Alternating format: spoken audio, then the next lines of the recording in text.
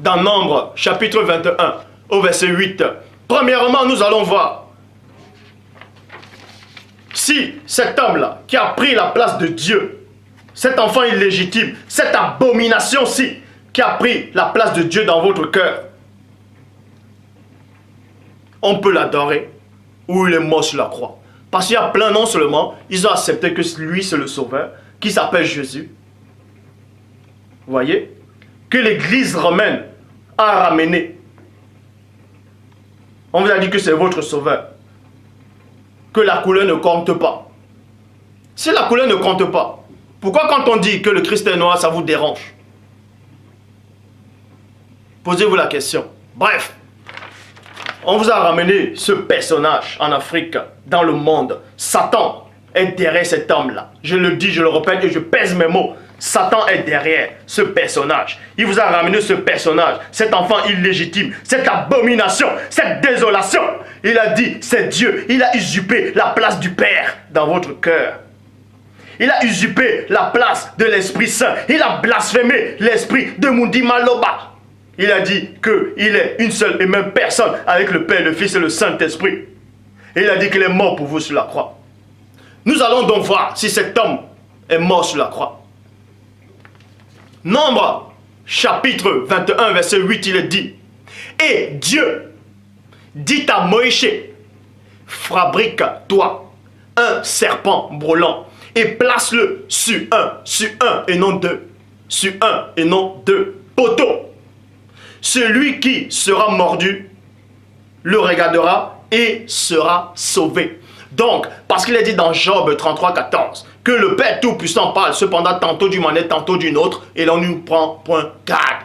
L'Ancien Testament, c'était l'ombre des choses à venir. C'était l'ombre. Et le Nouveau Testament, c'est la lumière, si vous voulez. Ça veut dire que dans l'Ancien Testament, le Nouveau Testament était caché dans l'Ancien Testament.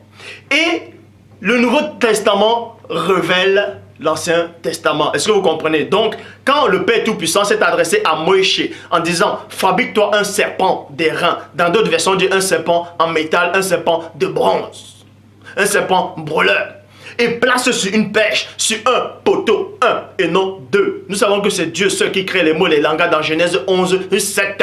Il dit « Place sur un poteau et non deux », parce que deux poteaux, ça forme une croix. Pour former une croix, il faut l'ensemble de deux poteaux pour faire une croix. Or, la parole ici, là, que le serpent d'airain, le serpent en bronze, doit être posé sur un poteau, donc sur un morceau de bois et non une croix. Et quiconque regardera ce serpent-là, peu importe s'il avait été mordu par d'autres serpents, conservera la vie.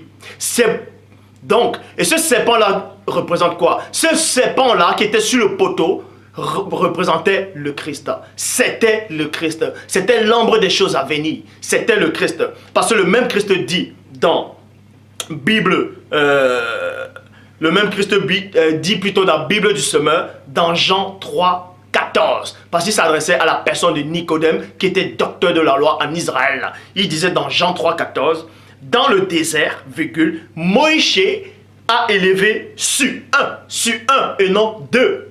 Sur un poteau, le serpent de bronze. Point.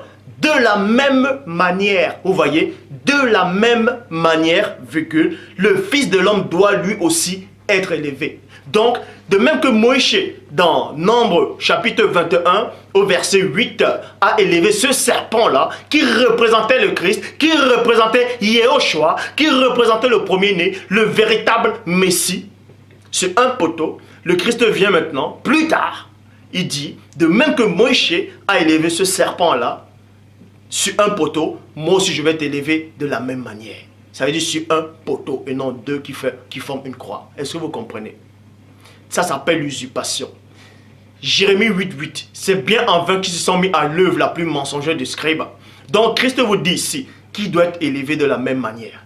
Donc Moïse a représenté Christ dans l'Ancien Testament, sur ce serpent d'airain. Est-ce que vous comprenez? Bon. Donc Christ n'est pas mort sur la croix, il est mort sur le poteau. Christ est bel et bien mort.